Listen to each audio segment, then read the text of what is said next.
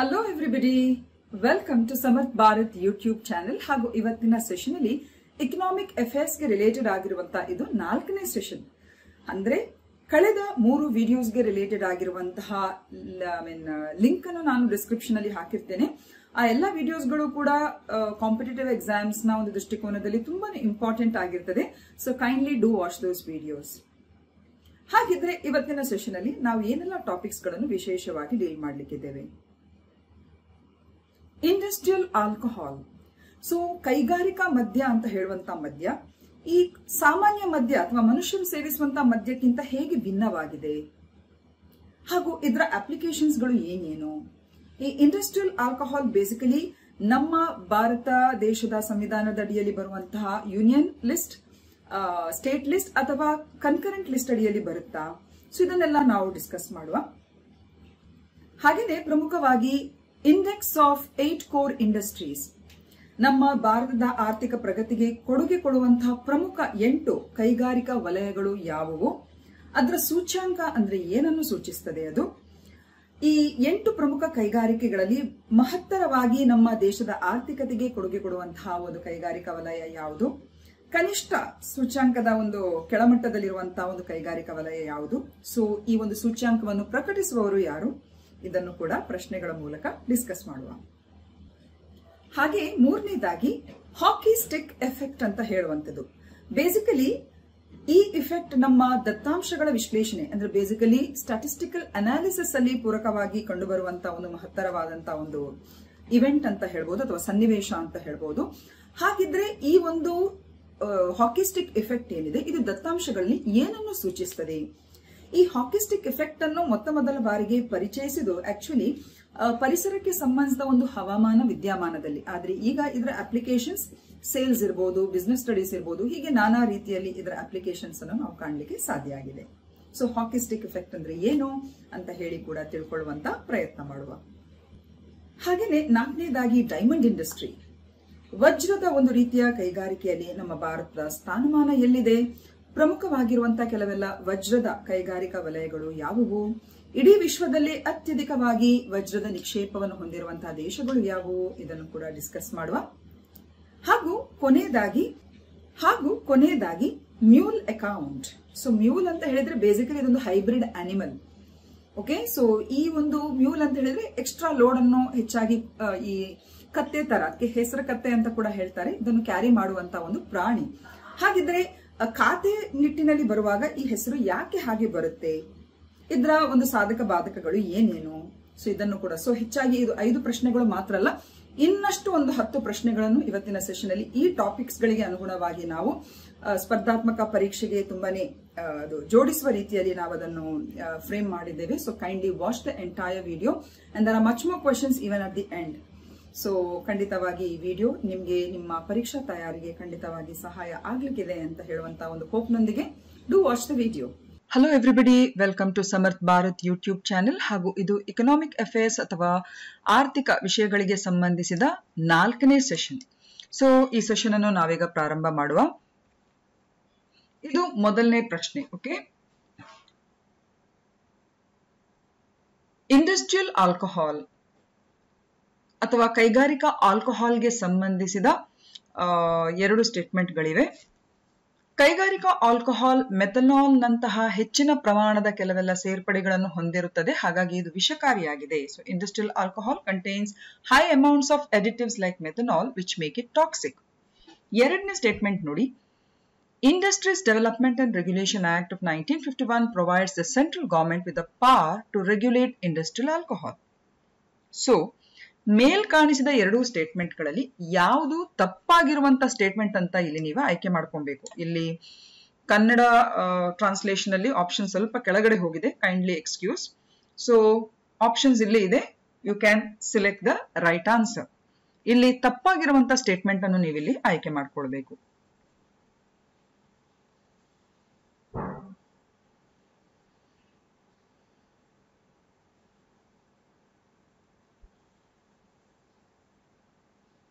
S, ಇಲ್ಲಿ ಸರಿ ಉತ್ತರ ಆಪ್ಷನ್ ಡಿ. ಇದರ ಅರ್ಥ ಯಾವ ಸ್ಟೇಟ್ಮೆಂಟ್ಗಳು ಕೂಡ ತಪ್ಪಾಗಿಲ್ಲ. ಮೊದಲನೇ ಸ್ಟೇಟ್ಮೆಂಟ್ ಕೂಡ ಕರೆಕ್ಟ್ ಆಗಿದೆ, 2ನೇ ಸ್ಟೇಟ್ಮೆಂಟ್ ಕೂಡ ಕರೆಕ್ಟ್ ಆಗಿದೆ. ಬೇಸಿಕಲಿ ಇಂಡಸ್ಟ್ರಿಯಲ್ ಆಲ್ಕೋಹಾಲ್ ಅಥವಾ ಕೈಗಾರಿಕಾ ಆಲ್ಕೋಹಾಲ್ಗೆ ಈ high amount of methanol additives like methanol ಗಳನ್ನು ಹಾಕ್ತಾರೆ. ಸೊ ಹಾಗಾಗಿ ಇದು ಸಾಮಾನ್ಯ ಆಲ್ಕೋಹಾಲ್ಗಿಂತ ತಕ್ಕ ಮಟ್ಟಿಗೆ ಅದು ಅಂದ್ರೆ ಭಿನ್ನವಾಗಿರ್ತದೆ. Basically industrial alcohol is often made unsafe for consumption by adding chemicals known as denaturants like methanol, pyridine and benzene. So industrial alcohol ಅಂತ ಹೇಳಿದ್ರೆ ಈ ರೀತಿಯ ಅಡಿಟಿವ್ಸ್ ಲೈಕ್ ಮೆಥನಾಲ್, ಪೈರಿಡಿನ್, ಬೆನ್ಸಿನ್ ಇಂತಹ ಅಡಿಟಿವ್ಸ್ ಗಳನ್ನು ಹಾಕಿ ಅದು ಮಾನವ ಕನ್ಸಂಪ್ಷನ್ ಅಥವಾ ಹ್ಯೂಮನ್ ಕನ್ಸಂಪ್ಷನ್ಗೆ ಅದು ಮಾಡ್ಲಿಕ್ಕೆ ಆಗದ ರೀತಿಯಲ್ಲಿ ಅದು ವಿಷಕಾರಿಯಾಗಿದೆ. ಸೊ ಹಾಗಾಗಿ ಅದನ್ನು ನಾವು ಇಂಡಸ್ಟ್ರಿಯಲ್ ಆಲ್ಕೋಹಾಲ್ ಅಂತ ಹೇಳುವಂಥದ್ದು. ಹಾಗೂ ಬೇಸಿಕಲಿ ಇದು ಕೈಗಾರಿಕಾ ಉತ್ಪನ್ನಗಳು, ಫಾರ್ಮಸ್ಯೂಟಿಕಲ್ಸ್ ಗಳಲ್ಲಿ ಇದನ್ನು ಹೆಚ್ಚಾಗಿ ಬಳಸಲಾಗ್ತದೆ. ಹಾಗೇನೆ ಎರಡನೇ ಸ್ಟೇಟ್ಮೆಂಟ್ ಕೂಡ ಕರೆಕ್ಟ್. IDRA ಅಂತ ಹೇಳುವಂತ ಈ ಕಾಯ್ದೆ ಏನಿದೆ ಇದು ಇಂಡಸ್ಟ್ರಿಯಲ್ ಆಲ್ಕೋಹಾಲ್ಗೆ ಸಂಬಂಧಿಸಿದಾಗಿ ಕೇಂದ್ರ ಸರ್ಕಾರಕ್ಕೆ ಇದನ್ನು ನಿಯಂತ್ರಿಸುವಂತಹ ಒಂದು ಅಧಿಕಾರವನ್ನು ಕೊಟ್ಟಿದೆ. ಸೊ ಹಾಗಾಗಿ ಎರಡು ಸ್ಟೇಟ್ಮೆಂಟ್ಸ್ ಗಳು ಕರೆಕ್ಟ್ ಆಗಿರುವ ಕಾರಣ ಇಲ್ಲಿ ಯಾವುದೇ ಸ್ಟೇಟ್ಮೆಂಟ್ ತಪ್ಪಾಗಿಲ್ಲ. ಸೊ ಹಾಗಾಗಿ ಇಲ್ಲಿ ಆಪ್ಷನ್ ಡಿ ಇಲ್ಲಿ ಸರಿಯಾಗಿರುವಂತ ಉತ್ತರ, ನೈದರ್ 1 or 2. ಸೊ ಬೇಸಿಕಲಿ ಈ ಕೈಗಾರಿಕಾ ಮದ್ಯ ಅಥವಾ ಇಂಡಸ್ಟ್ರಿಯಲ್ ಆಲ್ಕೋಹಾಲ್ ಇದೆಯಲ್ಲ, ಇದು ಕುಡಿಯದ ಉದ್ದೇಶಗಳಿಗಾಗಿ ತಯಾರಿಸಲಾದ ಒಂದು ರೀತಿಯ ಆಲ್ಕೋಹಾಲ್ ಆಗಿದೆ. ಆಗ್ಲೇ ಹೇಳಿದಾಗೆ unlike the alcohol in beverages, industrial alcohol is often denatured, meaning it has additives that makes it unsafe to drink, and this process is done to avoid the taxes and regulations applied to drinkable alcohol. So ಕುಡಿಯುವ ಮದ್ಯಕ್ಕೆ ಇದು ಭಿನ್ನವಾಗಿರ್ತದೆ, ಯಾಕಂದ್ರೆ ಇದು ಕುಡಿಯದ ರೀತಿಯಲ್ಲಿ ಅಥವಾ ಕುಡಿಯದ ಉದ್ದೇಶಗಳಿಗಾಗಿ ಇದಕ್ಕೆ ಡಿನೇಚರ್ಡ್ ಮಾಡಿರ್ತಾರೆ. ಡಿನೇಚರ್ಡ್ ಅಂತ ಹೇಳಿದ್ರೆ ಈ ನ್ಯಾಚುರೆಂಟ್ಸ್ ಆಗಿರುವಂತಹ ಮಿಥನಾಲ್, ಪೈರಿಡಿನ್, ಬೆನ್ಸಿನ್ ಅಂತಹ ಈ ಕೆಮಿಕಲ್ಸ್ ಗಳನ್ನು ಆಡ್ ಮಾಡ್ತಾರೆ. ಸೊ ಹಾಗಾಗಿ ಇದು ವಿಷಕಾರಿ ಆಗಿರ್ತದೆ.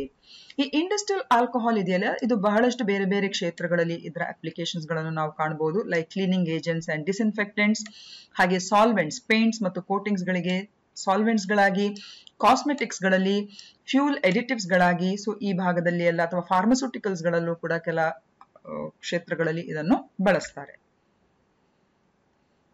ಆಗ್ಲೇ ಹೇಳಿದಾಗೆ industrial alcohol unlike alcoholic beverages is not meant for human consumption. ಅಂದ್ರೆ ಅದನ್ನು ಡಿನೇಚರ್ ಮಾಡಿರ್ತಾರೆ. ಡಿನೇಚರ್ ಅಂದ್ರೆ ಇದಕ್ಕೆ ಈ ರೀತಿಯ ಎಡಿಟಿವ್ಸ್ ಗಳನ್ನು ಹಾಕ್ತಾರೆ.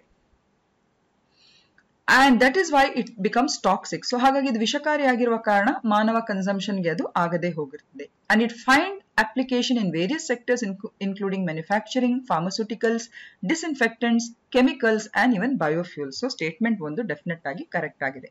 ಎರಡನೇದು ನೋಡಿ, ಈ ಇಂಡಸ್ಟ್ರಿಯಲ್ ಆಲ್ಕೋಹಾಲ್ ಇದೆಯಲ್ಲ, ನಮ್ಮ ದೇಶದಲ್ಲಿ ಈ ನಮ್ಮ ಕೇಂದ್ರ ಪಟ್ಟಿ, ರಾಜ್ಯ ಪಟ್ಟಿ ಮತ್ತು ಸಮವರ್ತಿ ಪಟ್ಟಿ ಅಂತ ಹೇಳುವಂತ ಆ ಸಮವರ್ತಿ ಪಟ್ಟಿಯಲ್ಲಿ ಬರುವಂತದ್ದು. ಅದರಲ್ಲಿ ಎಂಟ್ರಿ 33 ಇದೆ ಇದರಲ್ಲಿ. ಸೊ ಸಮವರ್ತಿ ಪಟ್ಟಿ ಅಂದ್ರೆ ನಿಮ್ಗೆಲ್ಲ ಗೊತ್ತಿರುವ ಹಾಗೆ ರಾಜ್ಯ ಮತ್ತು ಕೇಂದ್ರ ಎರಡೂ ಕೂಡ ಈ ಒಂದು ವಿಷಯಗಳ ಮೇಲೆ ಕಾನೂನು ಮಾಡಲಿಕ್ಕೆ ಇದು ಅನುವು ಮಾಡಿ ಕೊಡುವಂಥದ್ದು. ಹಾಗೆಯೇ ಇಂಡಸ್ಟ್ರಿಯಲ್ ಆಲ್ಕೋಹಾಲ್ಗೆ ವಿಶೇಷವಾಗಿ it falls under this particular act, IDRA act ಅಲ್ಲಿ ಅದು ಬರ್ತದೆ. ಸೊ ಇಲ್ಲಿ it provides the central government with the power to regulate the industrial alcohol. ಸಮವರ್ತಿ ಪಟ್ಟಿಯಲ್ಲಿ ಬಂದಿದ್ರೂ ಕೂಡ ಈ ಒಂದು ಕಾಯ್ದೆ ಅನುಗುಣವಾಗಿ ಈ ಕೈಗಾರಿಕಾ ಮದ್ಯ ಏನಿದೆ ಇದು ಕೇಂದ್ರ ಸರ್ಕಾರ ಏನಿದೆ ಇದು ಕೈಗಾರಿಕಾ ಮದ್ಯವನ್ನು ನಿಯಂತ್ರಿಸುವಂತ ಅಧಿಕಾರವನ್ನು ಇದು ಈ ಕಾಯ್ದೆ ಇದಕ್ಕೆ ಒದಗಿಸ್ತದೆ. ಸೊ ಹಾಗಾಗಿ ಆಪ್ಷನ್ 2 ಸ್ಟೇಟ್ಮೆಂಟ್ 2 ಕೂಡ ಇಲ್ಲಿ ಕರೆಕ್ಟ್ ಆಗಿರ್ತದೆ. ಸೊ ಇಷ್ಟು ವಿಷಯ ನಿಮಗೆ ಗೊತ್ತಿರಬೇಕು ಇಂಡಸ್ಟ್ರಿಯಲ್ ಆಲ್ಕೋಹಾಲ್ಗಳ ಬಗ್ಗೆ. ಹಾಗೆ ಕನ್ಕರೆಂಟ್ ಲಿಸ್ಟ್ ಅಥವಾ ಸಮವರ್ತಿ ಪಟ್ಟಿ ಅಂತ ಹೇಳಿದ್ರೆ ಇದು ನಮ್ಮ 7th ಶೆಡ್ಯೂಲ್ ಅಲ್ಲಿ ಡಿಫೈನ್ ಆಗಿರುವಂತದ್ದು. ಹಾಗೂ ಇಲ್ಲಿ ಕೇಂದ್ರ ಮತ್ತು ರಾಜ್ಯ ಸರ್ಕಾರಗಳೆರಡೂ ಕೂಡ ಈ ಪಟ್ಟಿಯಲ್ಲಿ ಬರುವಂತಹ ವಿಷಯಗಳ ಮೇಲೆ ತಮ್ಮ ಒಂದು ರೀತಿಯ ಪವರ್ ಅನ್ನು ಇಲ್ಲಿ ಎಕ್ಸರ್ಸೈಸ್ ಮಾಡಬಹುದು. ಸೊ ಕನ್ಕರೆಂಟ್ ಲಿಸ್ಟ್ ಅಂತ ಹೇಳಿದ್ರೆ both the central and the state can make loss. But ಆಗ್ಲೇ ಹೇಳಿದಾಗೆ ಇವನ್ ದೋ ಇಂಡಸ್ಟ್ರಿಯಲ್ ಆಲ್ಕೋಹಾಲ್ ಕನ್ಕರೆಂಟ್ ಲಿಸ್ಟ್ ಅಲ್ಲಿ ಬಂದ್ರೂ ಕೂಡ ಈ ಕಾಯ್ದೆ ಅನುಗುಣವಾಗಿ ವಿಶೇಷವಾಗಿ ಇಲ್ಲಿ ಕೇಂದ್ರ ಸರ್ಕಾರದ ಒಂದು ನಿಯಂತ್ರಣಕ್ಕೆ, ಈ ಒಂದು ಹೆಚ್ಚುವರಿಯಾದ ನಿಯಂತ್ರಣಕ್ಕೆ ಈ ಕೈಗಾರಿಕಾ ಮದ್ಯ ಬರುವಂತದ್ದು. ಅದು ಯಾವ ಕಾಯ್ದೆ ಅಡಿ ಅಂತ ಹೇಳಿದ್ರೆ it is according to the IDRA act. So ಇಲ್ಲಿ ಕೆಲವೆಲ್ಲ ಒಂದು ಸಬ್ಜೆಕ್ಟ್ಸ್ಗಳು, ಕಾಮನ್ ಸಬ್ಜೆಕ್ಟ್ಸ್ಗಳು ಈ ಸಮವರ್ತಿ ಪಟ್ಟಿಯಲ್ಲಿರುವಂತಹ ಕೆಲವೆಲ್ಲ ಪಟ್ಟಿಗಳನ್ನು ಇಲ್ಲಿ ಹಾಕಿದ್ದೇವೆ. ಸೊ ನಮ್ಮ ಇಂಡಸ್ಟ್ರಿಯಲ್ ಆಲ್ಕೋಹಾಲ್ ಕೂಡ ಇದರ ಅಡಿಯಲ್ಲಿ ಬರುವಂತದ್ದು. ಈಗ ಎರಡನೇ ಪ್ರಶ್ನೆ, 8 ಪ್ರಮುಖ ಕೈಗಾರಿಕಾ ಸೂಚ್ಯಾಂಕಗಳಿಗೆ ಸಂಬಂಧಿಸಿದ ಹಾಗೆ ಇಲ್ಲಿ 2 ಹೇಳಿಕೆಗಳಿವೆ. It is released. ಓ ಇಲ್ಲಿ ಆಪ್ಷನ್ಸ್ ಆಪ್ಷನ್ಸ್ಗಳು ಸ್ವಲ್ಪ ಕೆಳಗೆ ಹೋಗಿದೆ, ಸೊ ಕೈಂಡ್ಲಿ ಎಕ್ಸ್ಕ್ಯೂಸ್ ಆಯ್ತಾ. ನೀವು ಇಂಗ್ಲಿಷ್ ನಲ್ಲಿರುವಂತ ಆಪ್ಷನ್ಸ್ ಅನ್ನು ನೋಡಿ ಸೆಲೆಕ್ಟ್ ಮಾಡಬಹುದು. ನಮಗೆ ಇಲ್ಲಿ ಪ್ರಮುಖವಾದದ್ದು ಆ ಎರಡು ವಿಷಯ ಏನಿದೆ, I think so we should focus on that. Okay. It is released by the Office of the Economic Advisor, Department for Promotion of Industry and Internal Trade under the Ministry of Commerce and Industry. The second statement, according to this index, electricity and cement have the highest and the lowest current weightage respectively. Yes. ಇಲ್ಲಿ ಯಾವ statement 8 core industries ನ index ಗೆ related ಆಗಿರುವ ಹಾಗೆ ಸರಿಯಾಗಿದೆ. ಇದು ತುಂಬಾನೇ important ಆಗಿರುವಂತಹ ಒಂದು ಇಂಪಾರ್ಟೆಂಟ್ ಆಗಿರುವಂತಹ ಒಂದು ಕಾನ್ಸೆಪ್ಟ್.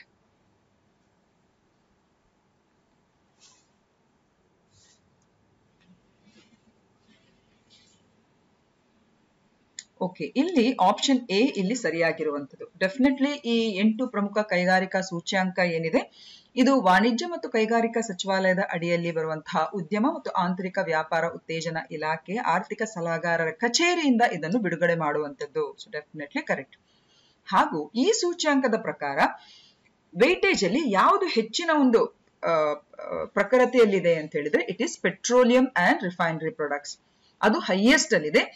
ಹಾಗೂ ಎಲೆಕ್ಟ್ರಿಸಿಟಿ 2ನೇ ಹಂತದಲ್ಲಿ ಬರ್ತದೆ ಮತ್ತು ಫರ್ಟಿಲೈಸರ್ಸ್ ಇದೆಯಲ್ಲ ಅದು ಕನಿಷ್ಠ ಹಂತದಲ್ಲಿದೆ. ಇಲ್ಲಿ ನಾವೇನ್ ಹೇಳಿದ್ದೇವೆ, electricity and cement has the highest ಅಂತ ಹೇಳಿದ್ದೇವೆ. Electricity comes the second, but highest ಅಂತ electricity and cement has the highest and the lowest ಅಂತ ಇಲ್ಲಿ ನಾವು ಹೇಳಿದ್ದೇವೆ. Electricity is not the highest, but petroleum and refinery products are the highest. Electricity 2ನೇ highest ಸೂಚ್ಯಾಂಕದಲ್ಲಿ ಬರುವಂತದ್ದು. ಹಾಗೂ cement is not the lowest, but it is fertilisers, ಅದು lowest ಅಲ್ಲಿ ಇರುವಂತದ್ದು. ಬಹುಶಃ ಚಿತ್ರ ನೋಡುವಾಗ ನಿಮ್ಗೆ ಇನ್ನಷ್ಟು ಕ್ಲಾರಿಟಿ ಸಿಗ್ತದೆ. ಸೊ ಆ ನಿಟ್ಟಿನಲ್ಲಿ ಈ ಸೂಚ್ಯಾಂಕದ ಪ್ರಕಾರ ಆ ಅನುಕ್ರಮದ ಒಂದು ಸೂಚ್ಯಾಂಕದ ಒಂದು ಪಟ್ಟಿಯಲ್ಲಿ ಅತಿ ಹೆಚ್ಚು ಮಾನ್ಯತೆ ಇರುವಂತದ್ದು ಪೆಟ್ರೋಲಿಯಂ ಮತ್ತು ರಿಫೈನರಿ ಪ್ರಾಡಕ್ಟ್ಸ್ಗೆ, ಅತಿ ಕೆಳಮಟ್ಟದ ಸೂಚ್ಯಾಂಕ ಇರುವಂತದ್ದು ಫರ್ಟಿಲೈಸರ್ಸ್ಗೆ. ಓಕೆ, ಸೊ ಹಾಗಾಗಿ ಇಲ್ಲಿ ಖಾಲಿ ಅಂದ್ರೆ ಓನ್ಲಿ ಸ್ಟೇಟ್ಮೆಂಟ್ 1 ಸರಿಯಾಗಿರುವಂತದ್ದು. ಇಲ್ಲಿ ನಾವು ಕಾಣಬಹುದು ನೋಡಿ, the index of the 8 core industries is prepared every month and released by the Office of the Economic Advisor, the Department for Promotion of Industry and Internal Trade, which comes under the Ministry of Commerce and Industry. So statement 1 is right. Current weightage of the 8 core industries, ಅದರಲ್ಲಿ first ಬರುವಂತದ್ದು petroleum and refinery products 28.04% ಅದರ ಒಂದು weightage ಇರುವಂತದ್ದು. 2ನೇ ಹಂತದಲ್ಲಿ electricity, 3ನೇ ಹಂತದಲ್ಲಿ steel, ಆ ನಂತರ ಕಲ್ಲಿದ್ದಲು, crude oil, natural gas, cement, ಆ ನಂತರ ಫರ್ಟಿಲೈಸರ್ಸ್. ಓಕೆ, ಸೊ ಅಲ್ಲಿ ನಾವು ಎಲೆಕ್ಟ್ರಿಸಿಟಿ ಫಸ್ಟ್ ಅಂತ ಹೇಳಿದ್ದೇವೆ, ಸೊ ದಟ್ ಈಸ್ ರಾಂಗ್. ಹಾಗೂ ಸಿಮೆಂಟ್ ಕೊನೆಯದು ಅಂತ ಹೇಳಿದ್ದೇವೆ, ದಟ್ ಈಸ್ ರಾಂಗ್. ಇಲ್ಲಿ ಕೊನೆಯದ್ರಲ್ಲಿ ಫರ್ಟಿಲೈಸರ್ಸ್ ಇದೆ ಮತ್ತು ಪ್ರಥಮದಲ್ಲಿ ಪೆಟ್ರೋಲಿಯಂ ರಿಫೈನರಿ ಪ್ರಾಡಕ್ಟ್ಸ್ ಇದೆ.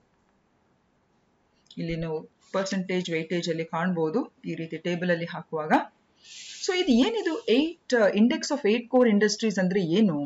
See, basically in India, it is a monthly measure of the production volume in the 8 key industries that are foundational to the country's economy. ಅಂದ್ರೆ ನಮ್ಮ ದೇಶದ ಒಂದು ಆರ್ಥಿಕತೆಗೆ ಅಡಿಪಾಯವಾಗಿರುವಂತಹ 8 ಪ್ರಮುಖ ಕೈಗಾರಿಕೆಗಳಲ್ಲಿನ ಒಂದು ಉತ್ಪಾದನಾ ಪರಿಮಾಣದ ಒಂದು ಮಾಸಿಕ ಅಳತೆಯ ಸೂಚ್ಯಾಂಕ ಇದು. ಸೊ ಆ ಕೈಗಾರಿಕೆಗಳು ಒಟ್ಟಾಗಿ ಭಾರತದ ಒಂದು ಕೈಗಾರಿಕಾ ಉತ್ಪಾದನೆಯ 40.2% ಅಷ್ಟು ಮಟ್ಟದಲ್ಲಿದೆ. It's about 40.27% of India's total industrial output, and their performance is considered an important indicator of the overall economic health. So ಇದರ ಪರ್ಫಾರ್ಮೆನ್ಸ್ ನಮ್ಮ ಇಡೀ ಆರ್ಥಿಕ ಒಂದು ಸುವ್ಯವಸ್ಥೆಯ ಒಂದು ಸೂಚ್ಯಾಂಕದ ರೀತಿಯಲ್ಲಿ ಇದು ಪರಿಗಣಿಸುವಂಥದ್ದು. ಸೊ ಇಲ್ಲಿ 8 ಕೋರ್ ಇಂಡಸ್ಟ್ರೀಸ್ ಯಾವ್ಯಾವುದು ಅಂತ ಇಲ್ಲಿ ಕೂಡ ನೀವು ಗಮನಿಸಬೇಕು. ಕೆಲವೊಮ್ಮೆ ಕೇಳಬಹುದು ಈ 8 ಕೋರ್ ಇಂಡಸ್ಟ್ರೀಸ್ ಗಳಲ್ಲಿ ಯಾವುದು ಇಲ್ಲ ಅಂತ ಹೇಳಿಬಿಟ್ಟು. ಸೊ ಆಗ್ಲೂ ಕೂಡ ನೀವು ತುಂಬಾನೇ ಪರ್ಫೆಕ್ಟ್ ಆಗಿದ್ದು ನಿಮ್ಗೆ ಗೊತ್ತಿರಬೇಕಾಗುತ್ತೆ. 3ನೇ ಪ್ರಶ್ನೆ, with reference to hockey stick effect, consider the following statements. It's characterized by a sharp rise or fall of the data points after a long flat period. The second, it indicates the need for urgent action due to a drastic shift in the data points. Third, it is also used to show dramatic shifts in sales, poverty, statistics, global temperatures, etc. So which of the following statements are right? Idu kuda a very important a concept.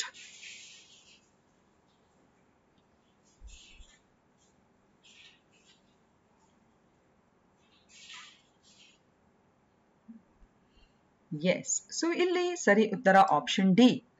Hockey stick effect ಗೆ related ಆಗಿ ಇದೊಂದು ದತ್ತಾಂಶವನ್ನು ವಿಶ್ಲೇಷಣೆ ಮಾಡುವಂತ ಒಂದು statistical output ಅಂತ ನಾವು ಹೇಳ್ಬೋದು. ಸೊ ಬೇಸಿಕಲಿ ಇದರ ಬಗ್ಗೆ ತಿಳ್ಕೊಳ್ಳುವ. ಸೊ ಹಾಕಿ ಸ್ಟಿಕ್ ಎಫೆಕ್ಟ್ ಗೆ ರಿಲೇಟೆಡ್ ಆಗಿ ಈ ಎಲ್ಲ ಸ್ಟೇಟ್ಮೆಂಟ್ಸ್ ಗಳು ಕೂಡ ಕರೆಕ್ಟ್ ಆಗಿದೆ. ಓಕೆ. ಸೊ ಇದು ಕೇವಲ ಆರ್ಥಿಕ ಕ್ಷೇತ್ರದಲ್ಲಿ ಮಾತ್ರ ಅಲ್ಲ, ತಾಪಮಾನ, ಪರಿಸರ, ಸೊ ಈ ನಿಟ್ಟಿನಲ್ಲಿ ಕೆಲವೆಲ್ಲ ವಿಶಿಷ್ಟ ಬದಲಾವಣೆಗಳನ್ನು ಸಂಕೇತಿಸಲಿಕ್ಕೆ ಇರುವಂತಹ ಒಂದು ಸ್ಟಾಟಿಸ್ಟಿಕಲ್ ಅನಾಲಿಸಿಸ್ ಅಂತ ನಾವು ಹೇಳ್ಬೋದು. So option D is right.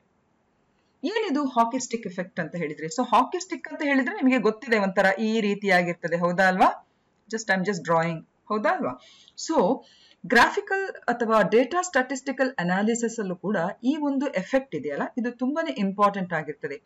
So the hockey stick effect as a concept is widely recognised in data analysis and trend observation, and it has become particularly famous in the context of climate science due to the work of Michael E. Mann and his colleagues. Mann, along with Raymond S. Bradley and Malcolm H. Hughes, introduced the hockey stick graph in a 1998 paper which displayed a long period of relatively stable global temperatures followed by a sharp increase in the 20th century. And this graph resembled a hockey stick and highlighted the dramatic rise in global temperatures associated with human-driven climatic change. Very simple ನೋಡಿ, ಅರ್ಥ ಮಾಡ್ಕೊಳ್ಳಿ. Basically ಇದೊಂದು ಅರ್ಥಶಾಸ್ತ್ರಕ್ಕೆ ಸಂಬಂಧಿಸಿದ concept ಅಲ್ಲ, ಇದು ಹುಟ್ಟುಕೊಂಡಿರುವಂತದ್ದು ಜಾಗತಿಕ ಮಟ್ಟದ ಈ ನಮ್ಮ ಹವಾಮಾನಕ್ಕೆ ಸಂಬಂಧಿಸಿದ ಹಾಗೆ ದತ್ತಾಂಶವನ್ನು ವಿಶ್ಲೇಷಣೆ ಮಾಡುವಂತ ಸಂದರ್ಭದಲ್ಲಿ ಇದೊಂದು ಪರಿಕಲ್ಪನೆ ಹುಟ್ಟಿರುವಂತದ್ದು. ಸೊ ಇದು ನಮ್ಮ ಪರಿಸರಕ್ಕೆ ಸಂಬಂಧಿಸಿದ ಹವಾಮಾನದ ಒಂದು ವಿಶ್ಲೇಷಣೆ ಮಾಡುವಂತ ಸಂದರ್ಭದಲ್ಲಿ ಮೈಕಲ್ ಇ ಮ್ಯಾನ್ ಮತ್ತು ಅವರ ಕೊಲೀಗ್ಸ್ಗಳು ವಿಶೇಷವಾಗಿ ಈ ಒಂದು ಹಾಕಿ ಸ್ಟಿಕ್ ಅಂತ ಹೇಳುವಂತ ಈ ಒಂದು ಗ್ರಾಫ್ ಅನ್ನು 1998ರ ತಮ್ಮ ಸಂಶೋಧನಾ ಪತ್ರಿಕೆಯಲ್ಲಿ ಅವರು ಪರಿಚಯಿಸ್ತಾರೆ. ಅಂದ್ರೆ 1998ರ ತನಕ ತಕ್ಕ ಮಟ್ಟಿಗೆ ಸ್ಟೇಬಲ್ ಆಗಿದ್ದಂತ ನಮ್ಮ ಜಾಗತಿಕ ತಾಪಮಾನ ಒಮ್ಮಿಂದೊಮ್ಮೆಲೆ 20ನೇ ಶತಮಾನದಿಂದಾಚೆಗೆ ಒಂದು ರೈಸ್ ಆಗ್ಲಿಕ್ಕೆ ಸ್ಟಾರ್ಟ್ ಆಯ್ತು ನೋಡಿ.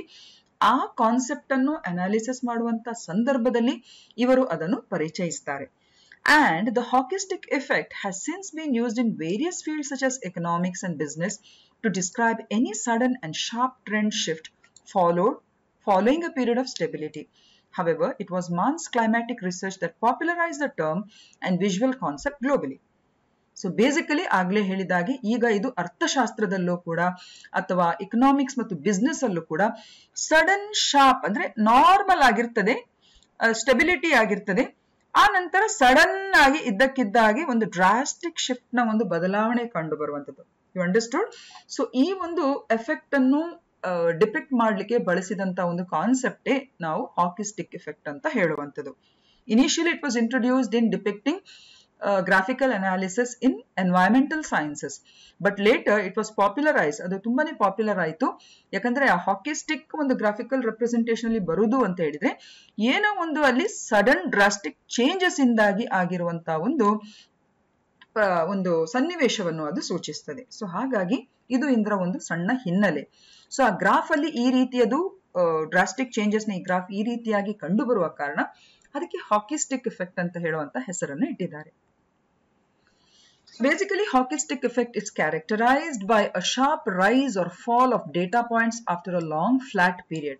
ಇದ್ದಕ್ಕಿದ್ದಾಗೆ ತಟಸ್ಥ ರೀತಿಯಲ್ಲಿ ಇದ್ದಂತ ಒಂದು ಸನ್ನಿವೇಶ, it will rise automatically. You know, it is illustrated using the graphical shape of a line chart that resembles a hockey stick. And the hockey stick chart formation illustrates that urgent action may be required to understand a phenomena or find a solution for the drastic shift in data points. So, ಈ ತರದ ಸನ್ನಿವೇಶ ಯಾವಾಗಲೂ ಈ graphical representation ಅಲ್ಲಿ ಕಂಡು ಬರುವಾಗ ಅದು ಎಲ್ಲೋ ಒಂದು ರೀತಿ ಅರ್ಜೆಂಟ್ ಅಥವಾ ತುರ್ತು ಕ್ರಿಯೆಗೆ ಒಂದು ಸೂಚನೆ ಕೊಡುವಂತ ಒಂದು ಅನಾಲಿಸಿಸ್ ಅದು. And it also used to show dramatic shift in sales, poverty statistics, global temperatures. So ಈಗ ಅದನ್ನು ಬಡತನ ಇರ್ಬೋದು, ಅಂಕಿಅಂಶಗಳಿರ್ಬೋದು, ಅಥವಾ ಸೇಲ್ಸ್ ಇರ್ಬೋದು, ಬಿಸ್ನೆಸ್ ಔಟ್ಪುಟ್ಸ್ಗಳಿರ್ಬೋದು, ಇದಕ್ಕೆಲ್ಲ ಸಂಬಂಧಿಸಿದಾಗ ಇದನ್ನು ಬಳಸಲಿಕ್ಕೂ ಕೂಡ ಇದನ್ನು ಅನಲೈಸ್ ಮಾಡ್ಲಿಕ್ಕೂ ಕೂಡ ಇದನ್ನು ಬಳಸ್ತಾರೆ. So something like this way it resembles a hockey stick. Yes or no? So ಇಂಥ ಒಂದು ಸಿಚುವೇಶನ್ ಅನ್ನು ನಾವು ಹಾಕಿ ಸ್ಟಿಕ್ ಎಫೆಕ್ಟ್ ಅಂತ ಹೇಳೋದು ಡೇಟಾ ಅನಾಲಿಸಿಸ್ ಅಲ್ಲಿ. ಈಗ 4ನೇ ಪ್ರಶ್ನೆ, Consider the following statements about India's diamond industry. India is the largest producer and exporter of rough diamonds by volume in the world. The gems and jewelry industry contributes around 7% of India's GDP. And Surat is a primary hub for diamond cutting and polishing in India. So, ಇದರಲ್ಲಿ correct ಆಗಿರುವಂತ statement ಯಾವುದು?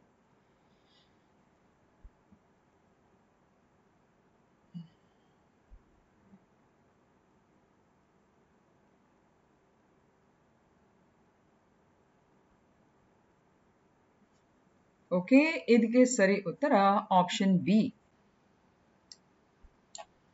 Okay, India is not the largest producer or exporter of rough diamonds by volume in the world. This is wrong. It is Russia which is the largest producer.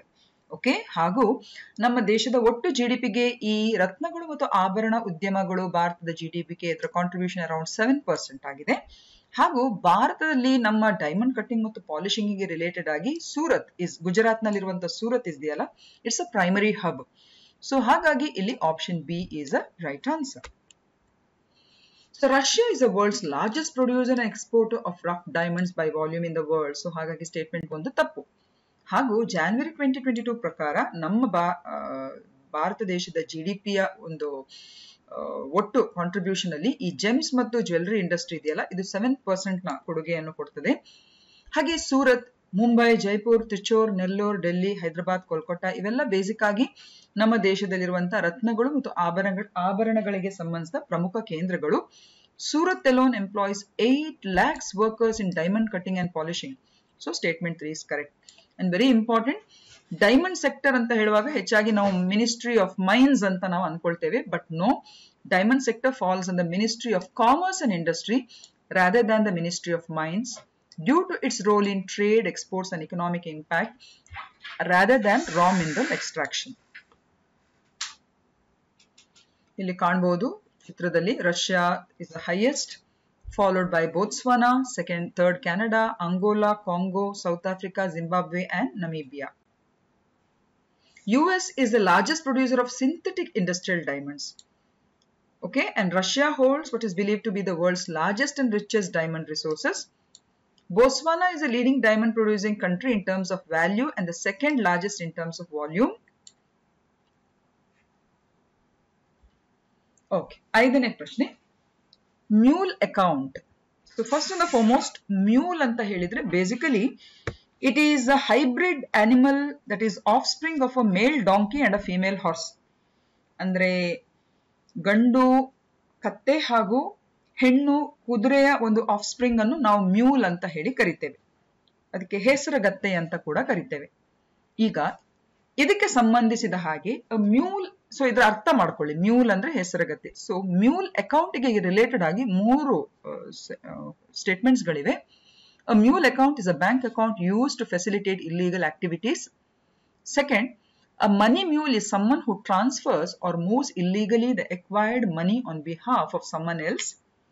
Third, transnational cybercriminals use accounts of shell companies and individuals as mule accounts, exploiting the bulk payout facility provided by the banks. So, mule ಖಾತೆಗೆ ಸಂಬಂಧಿಸಿದಾಗೆ ಈ ಸ್ಟೇಟ್ಮೆಂಟ್ಗಳಲ್ಲಿ ಯಾವುದು ಸರಿಯಾಗಿರುವಂತದ್ದು?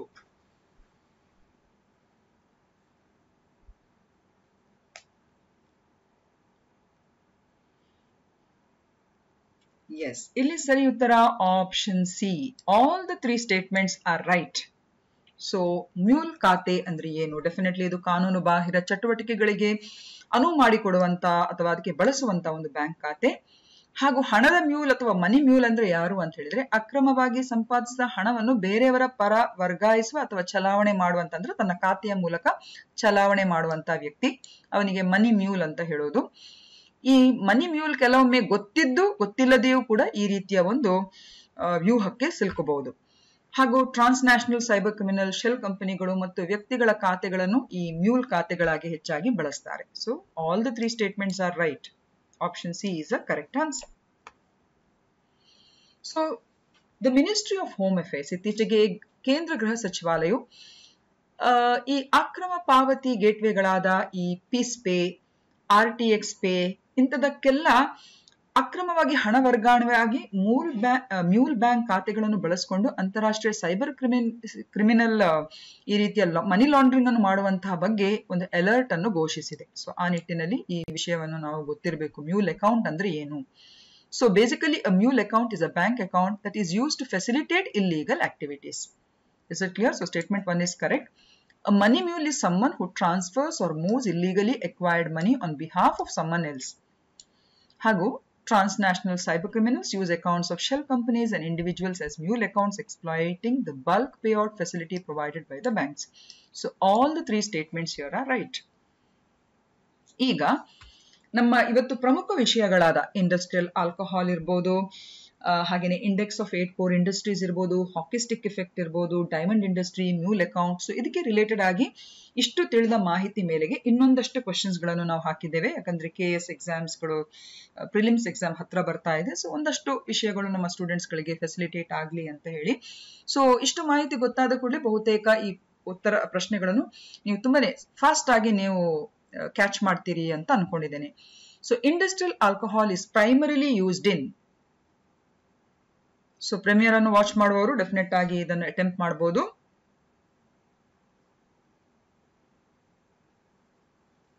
It is primarily used in fuel production and pharmaceuticals.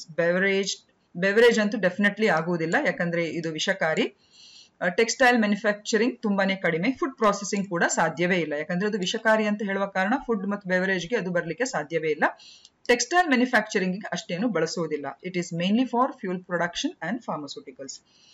Which of the following is a primary source for producing industrial alcohol? So definitely ಇಲ್ಲಿ sugar cane and molasses. ಹಾಗೆ 8ನೇ ಪ್ರಶ್ನೆ, which of the following is not one of the 8 core industries in the index of 8 core industries? ಆಗ್ಲೇ ಹೇಳಿದ್ದೇನೆ, ಆ 8 ಪ್ರಮುಖ ಕೈಗಾರಿಕಾ ವಲಯಗಳನ್ನು ನಾವಿಲ್ಲಿ ಗಮನಿಸಬೇಕಾಗುತ್ತೆ. ಸೊ ಇಲ್ಲಿ ಯಾವುದು ಈ ಒಂದು 8 ಕೋರ್ ಇಂಡಸ್ಟ್ರೀಸ್ ಅಡಿಯಲ್ಲಿ ಬರುವುದಿಲ್ಲ? Yes, textiles doesn't come under the 8 core industries, whereas coal, steel and fertilizers, they definitely come under the 8 core industries. 9ನೇದು, the index of 8 core industries is released by which Indian ministry? ಇದನ್ನು ಕೂಡ ಆಗ discuss ಮಾಡಿ ಆಗಿದೆ ನಾವು.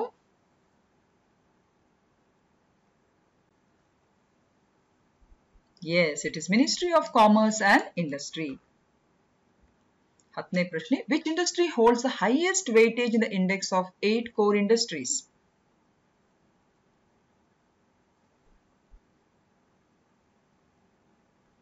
Yes, ಇಲ್ಲಿ petroleum and refinery products. Option C here is a right answer.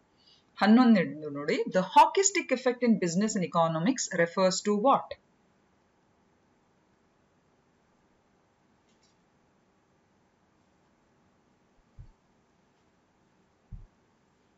Okay, hockey stick ಅಂದ್ರೆ ಅದು ಹೀಗಿರ್ತದೆ, ಹೌದಾ ಅಲ್ವಾ? ಸೊ ಇಲ್ಲಿ ಸೂಟ್ ಆಗುವಂತದ್ದು option B, a long period of slow growth followed by a rapid growth. Slow or steady growth followed by a rapid growth. So option B is the correct answer. Which organization certifies the diamonds exported from India to ensure compliance with international quality standards?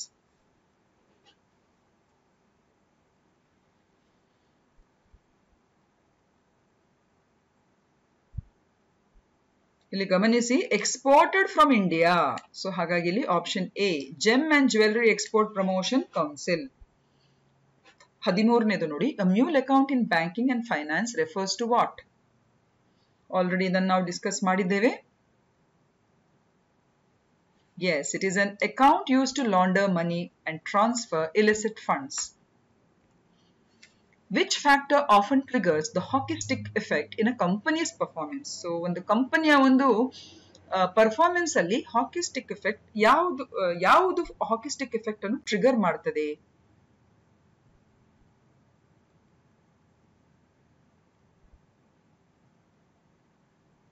ಇದು it is a seasonal demand. ಕೆಲವು season ಗಳಿಗೆ ಒಂದು demand ಅಂತ ಇರ್ತದೆ, ಹೌದಾ ಅಲ್ವಾ? ಆಗಿದ್ದಕ್ಕಿದ್ದಾಗೆ sales ಗಳೆಲ್ಲ ಒಂದು ರೀತಿ ಹೆಚ್ಚಾಗುವಂಥದ್ದು. So that shows a company's performance. Seasonal demand ಆಗುವಾಗ ಈ ರೀತಿಯ ಹಾಕಿ ಸ್ಟಿಕ್ ಎಫೆಕ್ಟ್ ಅನ್ನು ನಾವು ಅನಾಲಿಸಿಸ್ ಅಲ್ಲಿ ಕಾಣಬಹುದು.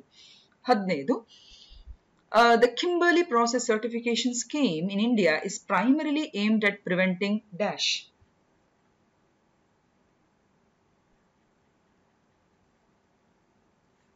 Option B here is the right answer. Conflict diamonds from entering the international market. So ನಾನು ಇದನ್ನು ಕನ್ನಡದಲ್ಲಿ ಟ್ರಾನ್ಸ್ಲೇಷನ್ ಮಾಡಿಲ್ಲ because I don't know how many of the students are actually are watching it ಅಂದ್ರೆ who wants it in Kannada. So ಆ ರೀತಿ ಈ extra ಕ್ವಶನ್ಸ್ಗಳು ನಿಮಗೆ ಒಂದು ವೇಳೆ ಕನ್ನಡದಲ್ಲಿ ಬೇಕಿದ್ರೆ you can give out your request in the message box. ಹಾಗಿದ್ರೆ ಮಾತ್ರ I will go ahead. Okay, ಇಷ್ಟು ಹೇಳ್ತಾ ಇವತ್ತಿನ ಸೆಷನ್ ಅನ್ನು ನಾನು ಇಲ್ಲಿ ಕ್ಲೋಸ್ ಮಾಡ್ತೇನೆ. So thank you for watching. Have a nice day.